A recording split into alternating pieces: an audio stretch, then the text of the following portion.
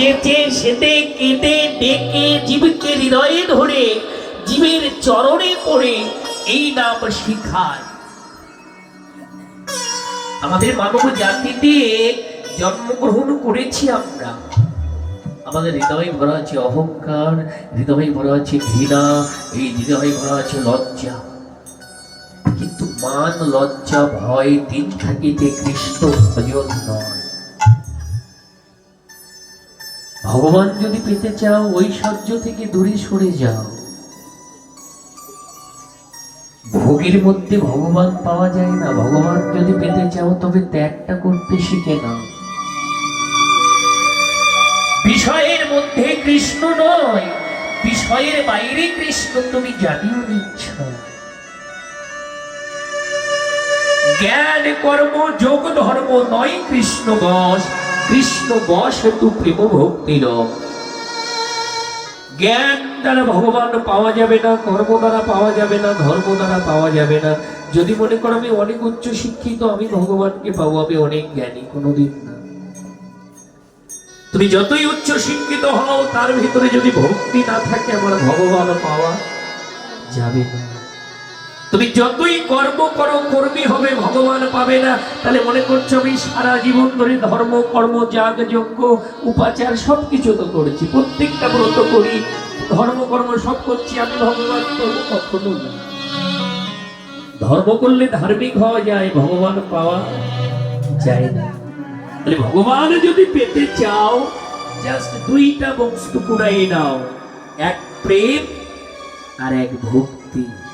ভক্তি যার ভগবান তার, বিশ্বাস যার ভগবান তার, ভক্তি যার নেই ভগবান তার নেই, বিশ্বাস যার নেই ভগবান তার নেই।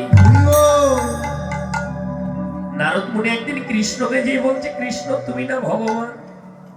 কৃষ্ণ বলছে কেন, তোমার কি সন্দেহ আছে? হ্যাঁ, নারদ বলছে তুমি না ভগবান, কৃষ্ণ বলছে কেন, এর প্রতি তোমার কি সন্দেহ আছে?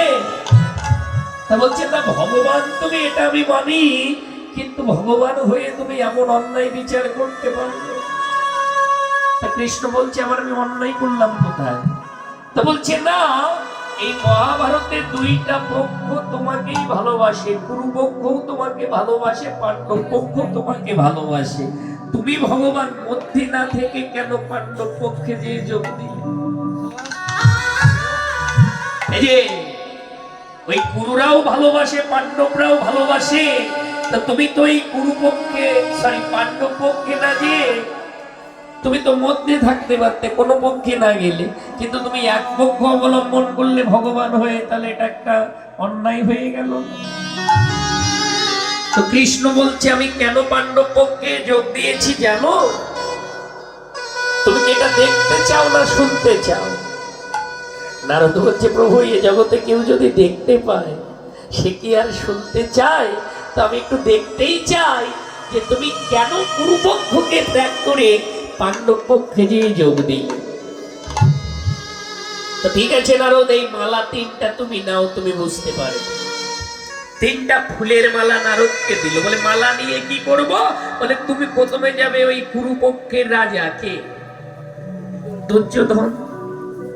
কুরুপক্ষের রাজা দুর্যোধনের কাছে যে একটা প্রশ্ন করবে, কৃষ্ণ এই মালা তিনটা দিয়ে পাঠিয়েছে। ও দিদি ভাই, যিনি চন্দন দিচ্ছে, হ্যালো, এখন দেওয়া লাগবে না, বসে পড়ুন, মনটায় দেখে রাখো। এই মালা তিনটা নিয়ে তুমি যাবে কোথায়? ওই কুরুপক্ষের রাজা দুর্যোধনের কাছে যে একটা কথা বলবে, কৃষ্ণ মালা তিনটা নিয়ে পাঠিয়েছে, এই মালা তিনটা তিনজনকে দিতে হবে, উত্তম মধ্যম আর অধম।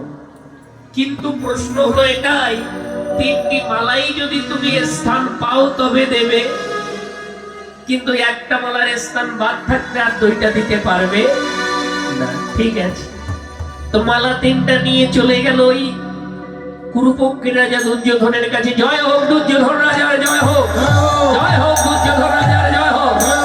কে গো সকাল সকালে এমন চিৎকার করছে? কে? ছুটে এসে দেখে নারদ। কি ব্যাপার নারদ, এই অসময় সকালবেলা ছুটে? না কৃষ্ণ পাঠিয়েছ।